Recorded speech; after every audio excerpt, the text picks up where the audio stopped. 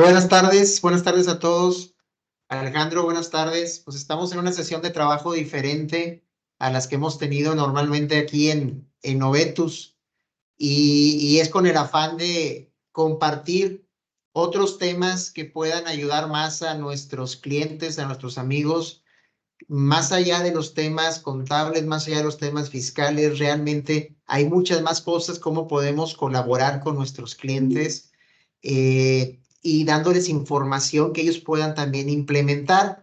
Y la sesión de trabajo del día de hoy, que es el inicio de un grupo de sesiones de trabajo ya más particulares, están relacionadas con el tema de control interno. Entonces, Alejandro, déjame presentarte para aquellos que no te conocen.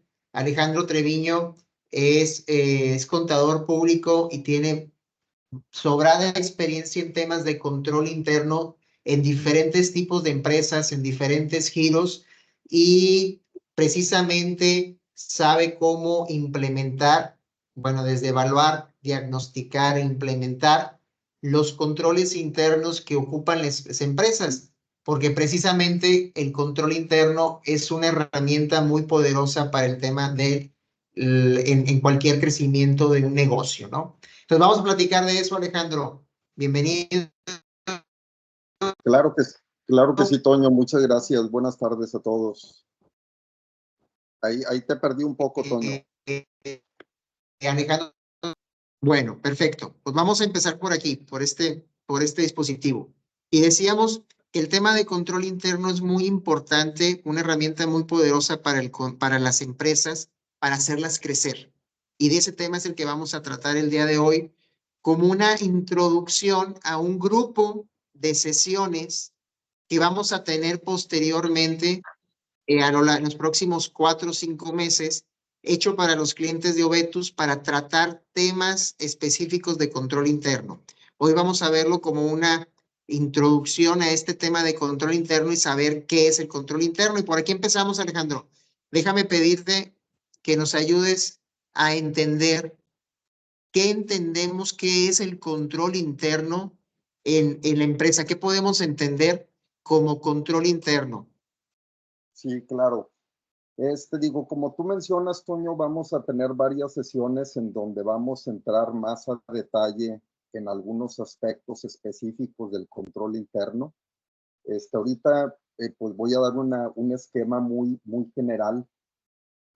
Control interno, pues sí, básicamente es un conjunto de prácticas, de políticas, procedimientos que están diseñados pues para varios temas dentro de la empresa, ¿no? Uno de los más importantes es optimizar la eficiencia operativa. El control interno revisa los procesos, revisa las operaciones, revisa cómo se están llevando a cabo, si están dentro de política, no están dentro de política, etcétera. Y los hallazgos, obviamente, dentro de una revisión de control interno, van haciendo que se hagan esas mejoras para hacer más eficiente la operación. También algo que persigue, pues, es el cumplimiento normativo, asegurarse de que se cumplan leyes, políticas, reglamentos, regulaciones, protege la reputación de la empresa con esto también. Da confianza con todo el tema de control interno, se da confianza y credibilidad a la información financiera, a la información para los accionistas, para los inversionistas. Gestiona los riesgos, que este tema es el que vamos a ver la siguiente ocasión, lo vamos a ver a mayor detalle. Cómo poder identificar los riesgos que tenemos dentro de la empresa, tanto internos como externos, cómo los podemos mitigar, primero cómo los podemos estratificar en cuestiones de mayor riesgo a menor riesgo, cómo los podemos atacar, cómo los podemos mitigar o incluso eliminar, ¿no? Dentro de los procesos. El control interno también, pues los resultados mejoran la toma de decisiones, porque evidentemente tienes una información más precisa, la tienes más oportuna, identificas en dónde están tus áreas de oportunidad, dónde están tus errores, en dónde puedes todavía hacer algunas mejoras y por lo tanto puedes tomar unas mejores decisiones con base a los objetivos que tienes dentro de la empresa, ¿no? Otro también, pues, es la protección de activos. Control interno pues ayuda a prevenir fraudes, malversación de fondos. No es el principal objetivo, digo, sí hay que aclarar porque hay ocasiones que sí asocia la gente control interno o auditoría interna específicamente como los policías de la empresa, ¿no? O sea, los que quieren atrapar ladrones, los que quieren identificar fraudes. Claro que esta es una de las consecuencias, este es uno de los temas que pueden surgir, pero el verdadero objetivo del control interno es mejorar y eficientar la operación de la empresa para lograr los objetivos de la misma. Dentro de todo ese proceso, pues claro, pueden darse este tipo de situaciones también. Pero básicamente, Toño, a grosso modo, eso viene cubriendo el control interno. Hablaremos más a detalle en otras sesiones también de cómo darle seguimiento, como te digo, todo el tema de la gestión de riesgos, cómo ver algunos tipos de controles y cómo darle seguimiento, que es una parte de lo más importante también. Oye, Alejandro, y esto del control interno, así como lo explicas, aparenta ser algo que es nada más para empresas grandes, pero No, realmente esto aplica a cualquier nivel, a cualquier tipo de empresa. ¿Todas las empresas y todos los negocios ocupan algo de control interno? no, sin duda, sin duda. Es que son, digo, el enfoque vendría siendo el mismo, pero los riesgos son diferentes. Una empresa grande a lo mejor está enfrentando en riesgos de tipos de cambios, se está enfrentando contra riesgos de políticas internacionales, aranceles, etcétera, todo ese tipo de cosas, ¿no? En una empresa chica que comúnmente se va a tener más riesgos de controles en una empresa chica que en una empresa grande. ¿Por qué una empresa grande y es una empresa madura? Tiene procesos mucho más maduros, con más tiempo, tiene más experiencia.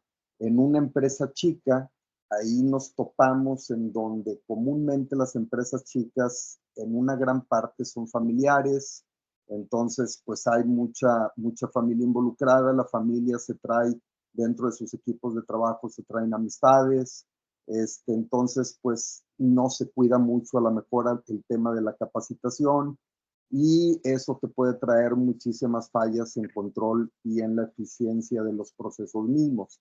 Entonces, el control interno no es específico para empresas grandes. Y como te digo, precisamente por la ausencia a veces de temas de control en empresas chicas, es en donde más se encuentran riesgos de esos. Oye, fíjate, y eso que acabas de decir me gusta porque muchos de nuestros clientes aquí en Ovetus están sabemos que son empresas o familiares o iniciadas por un emprendedor y que ha venido creciendo y ha venido adaptándose a las circunstancias, ¿no? ¿Cómo pudiera ayudarle el control interno a empresas de este tipo? ¿O cómo pudieras evaluar o identificar riesgos que pudieran tener este tipo de empresas? Me refiero a empresas familiares o empresas que iniciaron con una sola persona como cabeza y ahorita han venido agrupándose una estructura y ha venido creciendo. Sí, digo, ahí la cuestión es, digo, sí cuidar mucho la cuestión de conflicto de intereses, que es una parte muy importante. Dentro de una empresa que empieza siendo una empresa familiar, pues hay mucho conflicto de interés, ¿no? Como menciono, hay mucha familia involucrada, cada uno de ellos a veces pues trae cierta autoridad dentro de su área, no quiere que la otra persona se meta en su área, entonces empiezan a trabajar como subculturas, como subgrupos en lugar de una sola entidad, ¿no? Entonces, cada una de esas personas, como te digo, también trae a sus propios equipos, no traen la experiencia la experiencia de una empresa grande, de la experiencia de procesos maduros. Entonces, ese tipo de situaciones son las que complican el entorno del control interno.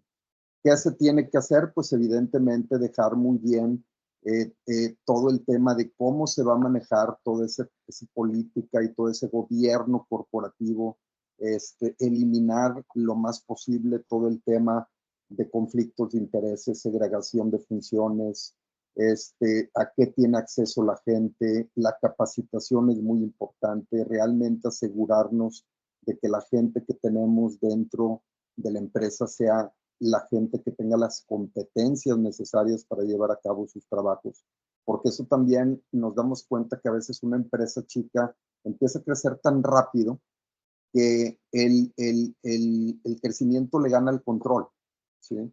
Entonces es en donde empiezan todos los procesos fracturados, llega un momento en que la gente no sabe exactamente qué es lo que tiene que hacer, empieza a haber muchos retrabajos o mucha ausencia de cosas que se deben de cumplir, se desconocen las leyes, no se sabe exactamente qué se debe de cumplir, qué no se debe de cumplir, tiempos, fechas, etcétera. Entonces ese tipo de cosas es en donde se complica, ¿no? Pero la parte de competencias, la parte de capacitación, la parte de cómo están nuestros procesos, la parte de cuestión ética, la cuestión de conflicto de interés, son de los principales puntos que se deben de atender.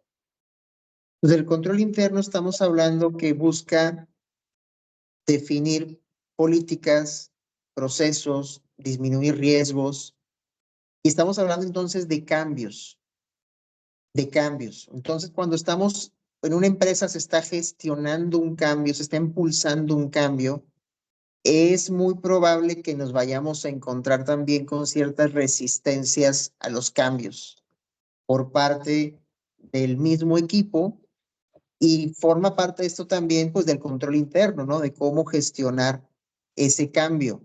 ¿Qué se pudiera hacer en esos casos? Cuando estás teniendo esos trabajos de control interno y hay resistencia a los cambios.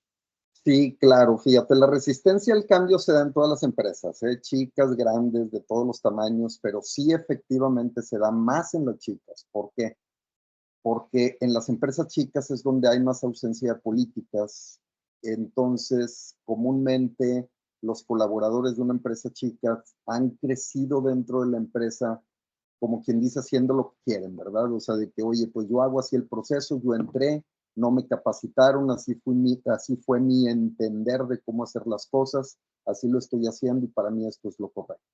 Entonces, el no digas tú poner un control, el tratar de hacer un cambio en el proceso ya trae un conflicto, ¿no? Porque me estás cambiando las cosas. Ahora, si queremos poner un control, que no necesariamente es parte del proceso, porque un control puede ser parte de un proceso o puede ser una actividad adicional que regule el proceso.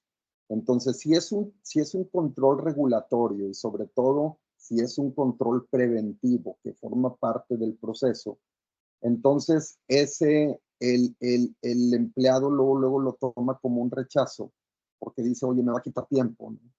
O sea, voy a meterle más tiempo a este proceso, voy a perder, me voy a tardar, se va a hacer más burocrático, este tipo de cosas, ¿no? Entonces, al momento de establecer controles, lo que se tiene que hacer es explicar muy bien cuál es el objetivo del control, ¿no? O sea, por qué se está poniendo ese control, qué está persiguiendo, qué riesgo está mitigando, qué riesgo está eliminando, por qué se presenta ese riesgo. Tiene que haber mucha comunicación para entender el control. Los colaboradores de la empresa tienen que estar bien involucrados tanto, o sea, en la definición, aunque realmente la definición pueda ser de control interno, pero hay que escuchar a los colaboradores también sus ideas, sus prácticas, para que ellos también puedan participar en formar los controles y en implementar los controles. Es mucho más fácil cuando los empleados forman parte del proceso de implementación de controles a que los controles mismos sean impuestos, ¿sí? Cuando ellos forman parte de eso, es muchísimo más fácil poder lograr una nueva transición o implementación de controles. También es importante destacar casos de éxitos que se han tenido en otras áreas de la misma empresa o en otras empresas, ¿verdad? Similares, de decir, oye, en esta otra empresa hicieron esto, tuvieron estos beneficios, ganaron esto, optimizaron esto, etcétera, ¿no? Entonces, reconocer, recompensar los esfuerzos de la gente en cuestión de su adaptabilidad. Eso es bien importante, tanto en el esfuerzo de la implementación como en cumplir los controles, como en el momento de revisarlos también, de si hay hallazgos o no hay hallazgos dentro de los controles. También eso es muy importante, que haya reconocimiento dentro de los empleados. Y como te digo, pues que haya mucha participación por parte de ellos y de los directivos, porque también es muy importante, todo tiene que ser top-down, y si la dirección no está involucrada en cualquier punto, ese punto no va a tener un impacto. Entonces, la dirección tiene que estar involucrada, no quiero decir que el 100%, pero sí tiene que tener una comunicación constante de los controles, hacia dónde van los objetivos, la relación que tienen los objetivos con los controles, los hallazgos mismos, las repercusiones, beneficios, todo eso. Pero la dirección, desde la dirección hasta los empleados, tiene que haber mucho involucramiento. Ok, me queda claro que entonces tiene que haber un involucramiento cuando estamos implementando un control interno nuevo. Hay que tener un involucramiento de todas las personas que están relacionadas con ese proceso, con esa actividad. Pero hay maneras de cómo se pueda medir la efectividad de un control interno, o es conveniente medirlo si se puede. Sí, claro, claro, claro. Mira, también ese es otro tema que vamos a ver más a detalle, aunque lo vamos a ver en la cuestión de KPIs de la empresa, ¿no? Digo, porque mediciones, pues hay KPIs que miden la operación como tal, ¿no? ¿Verdad? Que tú digas, oye, quiero medir la producción, quiero medir la facturación, quiero medir la contabilidad. Pero en este caso que preguntas, ¿cómo puedo medir los controles? Claro, hay algunos KPIs también específicos para esto, para ver si también el control que estamos poniendo está funcionando o no está funcionando, ¿no? Por ejemplo, una tasa de cumplimiento, ¿verdad? Que mide el grado en que los empleados están cumpliendo los controles de los procesos, ¿verdad? ¿Por qué? Porque al momento de que control interno revisa esos controles que fueron implementados, obtiene hallazgos, ¿verdad? También dependiendo de la gravedad de los hallazgos, si son de alto impacto, si son de bajo impacto, pero la tasa de cumplimiento es muy importante. La frecuencia de auditorías exitosas, ¿verdad? O revisiones, digo, porque también tenemos puede ser control interno, puede ser auditoría interna. Comúnmente las empresas chicas carecen de auditoría interna y la gran mayoría de ellas incluso también de control interno, ¿no? Entonces, pero es la frecuencia de auditorías o revisiones exitosas, también eso nos da el cómo está funcionando el control interno, ¿no? El índice de detección de incidentes, como te digo, también la gravedad. Oye, hacemos una revisión, el resultado de todos los hallazgos que obtenemos, cuántos son hallazgos de alto impacto, de medio impacto, de bajo impacto. Eso nos habla mucho, ¿verdad? Y también la recurrencia, porque también tenemos un estigma de que el tener hallazgos es malo, ¿verdad? De que, oye, si me hacen una revisión y me encuentran hallazgos, oye, me van a correr, me va a ir mal, eso significa que no estoy haciendo bien mi trabajo, eso significa que no sirvo. Y no es cierto, eso no significa nada de eso. O sea, nuevamente, simple y sencillamente, los empleados están absortos en una manera de trabajar, en una manera de operar, que es a veces muy difícil detectar las áreas de oportunidad. Y el control interno no nada más detecta fallas o faltas, sino detecta áreas de oportunidad también. Entonces, el tener un hallazgo no tiene ningún problema. O sea, no es un problema para el dueño del hallazgo. Empieza a ser un problema cuando el dueño del hallazgo no hace nada al respecto, ¿verdad? Si tú dices, oye, hice una revisión en enero, salieron estos hallazgos, hay que mitigarlos de esta manera, y en agosto se hace una revisión de nuevo y sigue saliendo el mismo hallazgo, entonces ahí ya comenzamos a tener un problema, ¿no? ¿Por qué? Porque ya se empieza a notar que ya no hay un seguimiento por parte de quien está operando. El porcentaje de controles internos que están operativos también es importante. Comúnmente, se hace un trabajo y así vamos a implementar controles, ¿no? Entonces se hace un análisis de riesgo, se hace una determinación, se hace una evaluación, se documentan controles internos, se capacitan, se implementan, etcétera, pero no se hace.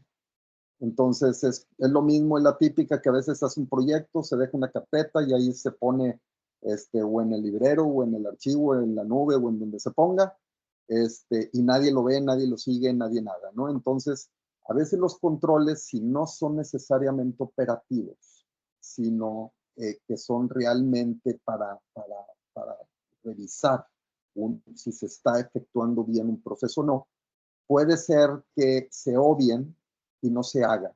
Entonces el control está implementado, la gente lo conoce, pero no lo sigue.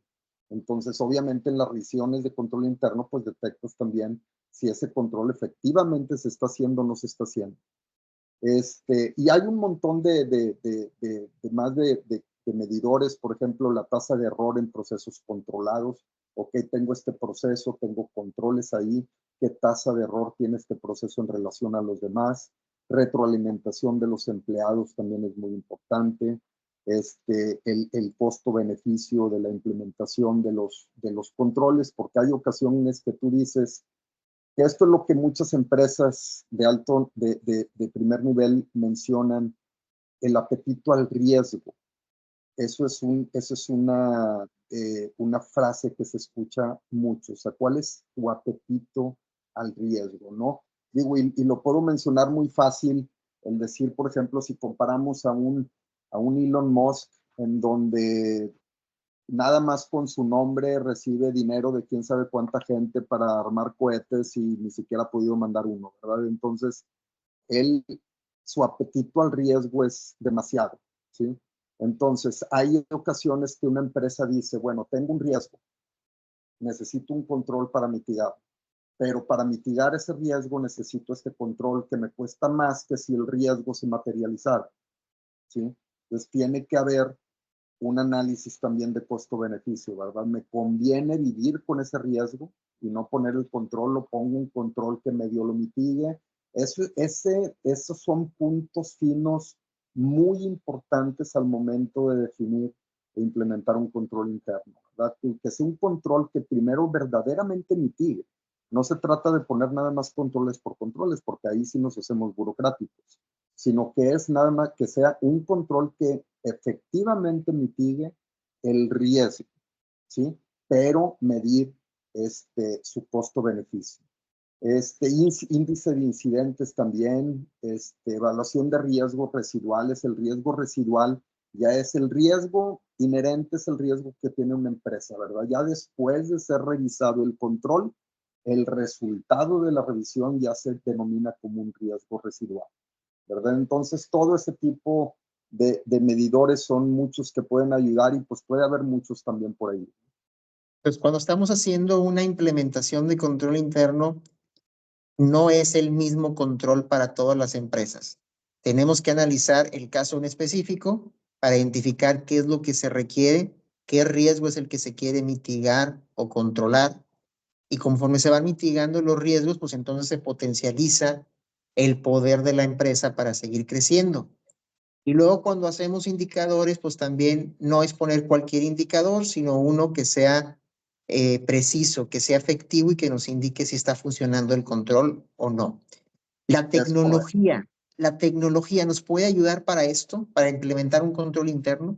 Sin duda, mira, la tecnología, y ese también es otro tema que vamos a ver en detalle en otra sesión, que es el tema, si mal no recuerdo, de controles automáticos versus controles manuales.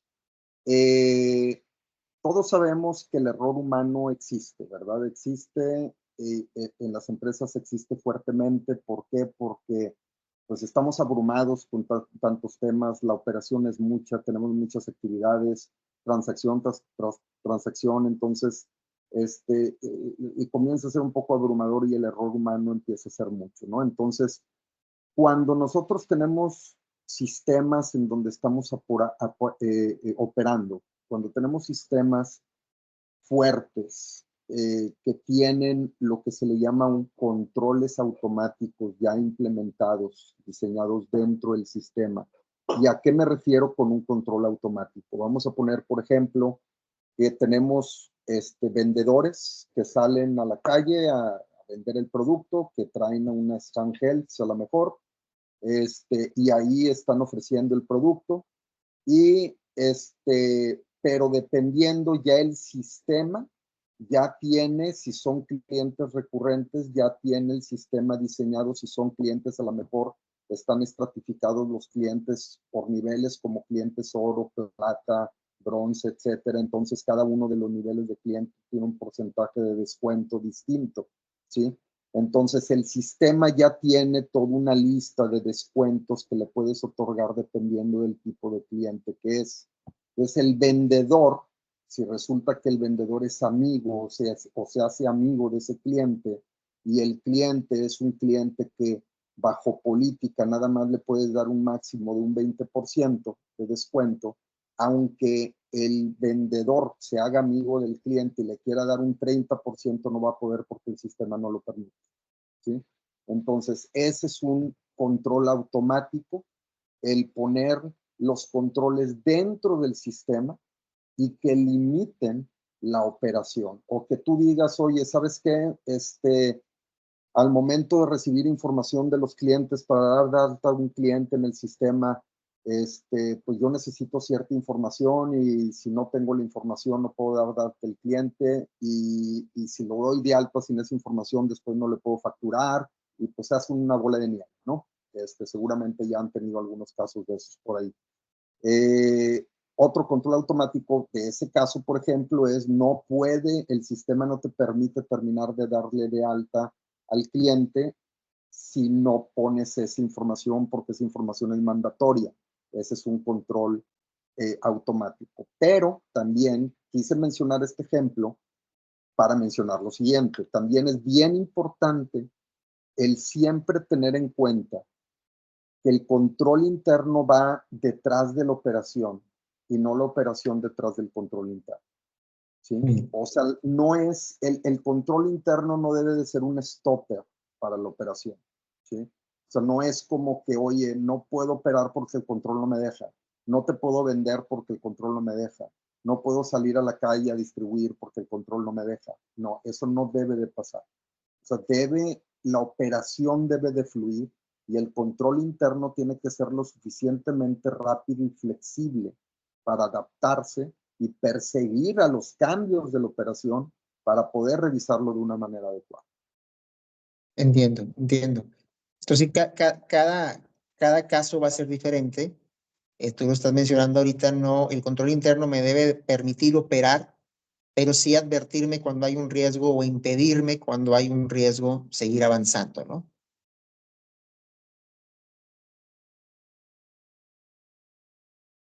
Te perdí otra vez un poquito, Toño.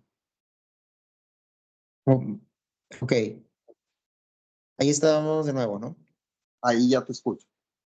Sí, te decía que entonces el control interno no debe impedirme operar, más bien debe facilitarme la operación y limitarme cuando se esté habiendo un riesgo, se está llegando a un riesgo. Es ¿Sí? correcto. Eso es lo que persigue el Proteger la control interno. operación.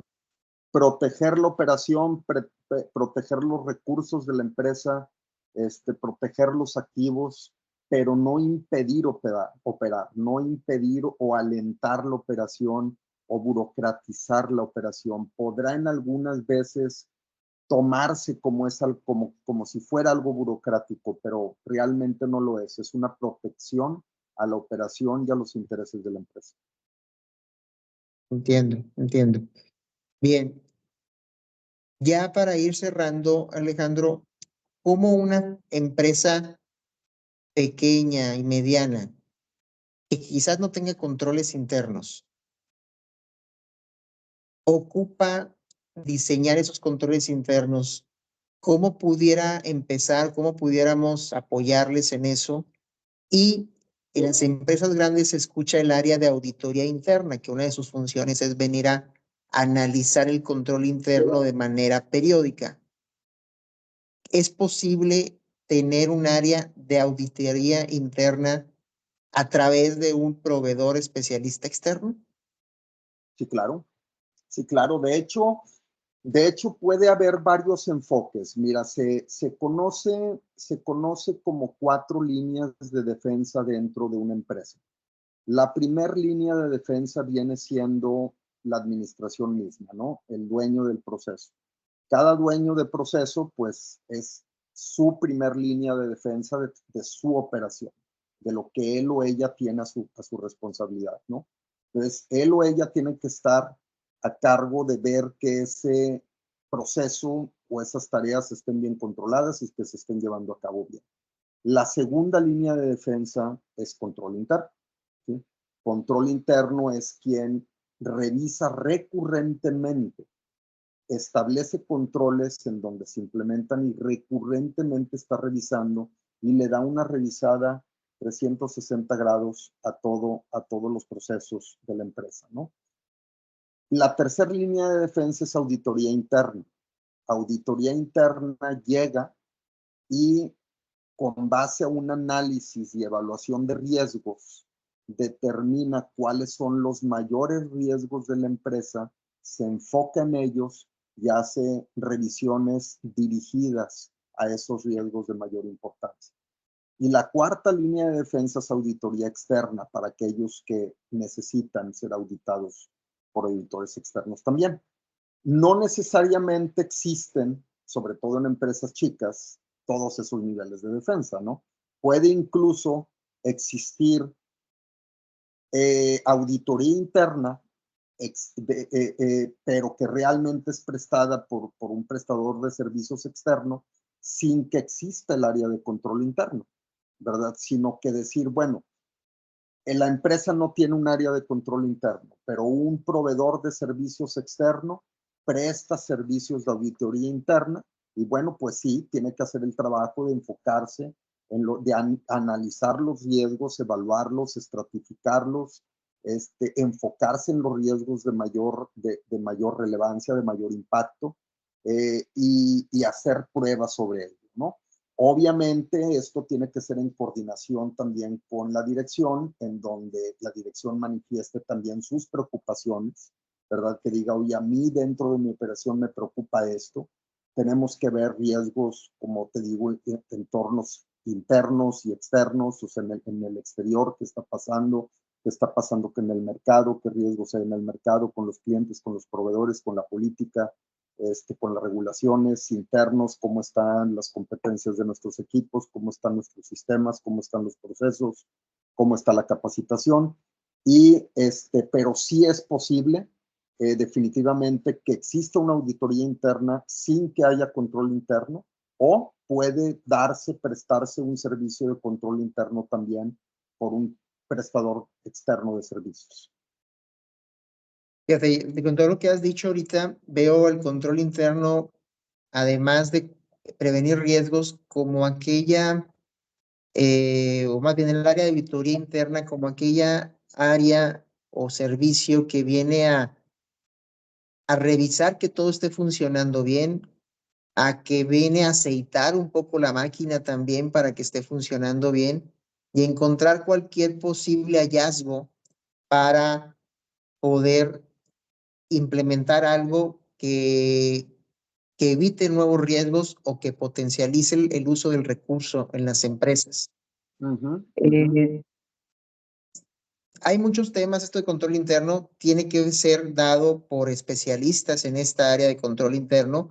Entonces, me gustaría que ya para cerrar, Alejandro, nos platicaras un poco qué experiencia has tenido tú ya con la implementación y el diseño de todos los controles internos. Sí, sí, claro. Mira, te platico, pues básicamente un poco mi experiencia, Toño. Yo fui gerente senior de auditoría global en una empresa de bienes de consumo. Tuve ahí varios niveles. Primero estuve como a cargo de auditoría interna de tecnología de información en las Américas. Después tuve la oportunidad de estar como responsable de auditoría interna de todos los procesos de negocio en Europa, basado en Ámsterdam, en Holanda. En forma virtual también estuve apoyando a Asia y a África en algunas ocasiones. Antes de eso también fui el responsable de la implementación de la certificación de la ley Sarbanes-Oxley. No sé si estén un poquito enterados de ese tema. Fue hace ya un buen montón de años en donde la famosa empresa Enron, por ahí hubo pues hubo un fraude de mala información a los accionistas. Entonces, pues ahí se detonó todo un tema muy fuerte en donde todas las empresas que estaban cotizando en la bolsa de Nueva York tenían que estar certificados en la ley de Sarbanes-Oxley. Entonces, obviamente esto era incorporar una serie de controles internos dentro de la empresa para poder lograr esa certificación, ¿verdad? También fui controlador de mercadotecnia, muy enfocado en la optimización de los procesos de negocio. Como por unos 9 años también fui gerente de consultoría a cargo del área de reingeniería de procesos, que ahorita se conoce como Six Sigma. Esto fue en una de las Big Four, de las firmas Big Four que hay en el mercado. Y bueno, pues he tenido oportunidad de estar con una gran cantidad de empresas en muchos tipos de mercados y países. Entonces, sí he tenido por ahí alguna experiencia extensa en este rubro. Alejandro Treviño es el socio responsable de la unidad de negocio de control interno, asesoría en control interno y también asesoría en talento y capital humano, aquí de Obetus. Y ya como vimos, pues en su experiencia tiene desde el diseño y la evaluación y la implementación en muchos tipos de ambientes de diferentes temas de control interno. Y nosotros lo que queremos compartirles a ustedes en los próximos 4 meses son 6 sesiones en las que estaremos dándoles ideas, tips de temas específicos de control interno. Estaremos tratando primeramente de cómo gestionar los riesgos en mi empresa, cómo identificarlos y cómo hay que gestionarlos. Estaremos hablando en un segundo tema, en una segunda sesión, cuáles son los controles blandos, qué son los controles blandos y por qué es importante revisarlos. Entonces, es un término que como responsables de negocio tenemos que conocerlo y saber cómo implementarlo. Estaremos también viendo una comparativa entre controles automáticos y controles manuales. ¿Cuándo implementar cada uno de ellos? Estaremos viendo también en una siguiente sesión cómo darle seguimiento y dejar constancia en controles y cómo hacer la revisión de ellos. Y ya en los últimos temas estaremos hablando de medidores, que se le conoce a un tablero como Balance Scorecard, medidores de desempeño, y el tema del gobierno corporativo. Este es un tema que nos interesa muchísimo a las empresas familiares, cómo vamos evolucionando conforme va creciendo la empresa, cómo tener el gobierno corporativo y la efectividad del control interno para apoyar lo que es el gobierno corporativo. Entonces, estas son las temas que estaremos viendo un tema por sesión de a partir de 2 semanas más de marzo que tendremos la primera y estaremos acabando en julio. Es algo que hacemos para compartir con nuestros clientes, para que ustedes se lleven algo práctico y puedan empezar a desarrollarlo en su empresa. Si ustedes están atendiendo esta información es porque hay algo que hacer en su negocio relativo con control interno. Control interno, a mí me gusta mucho cómo le llamamos a esta serie de cursos, Alejandro, porque se llama precisamente subamos de nivel, ¿sí? Subamos de nivel. El poder del control interno. Es momento de crecer, es momento de que nuestras empresas llevarlas a otro nivel y el control interno es una herramienta muy poderosa para esto. Pues vamos a empezar a compartirles algo que deben empezar a implementar ya en sus negocios para llevar a otro nivel, que es lo que queremos, ¿no? Alejandro, algo ya para cerrar. No, Toño, yo creo que ya lo cerraste muy bien. Yo creo que sí va a ser muy interesante los siguientes temas. Ya vamos a hablar de esos temas en mayor detalle.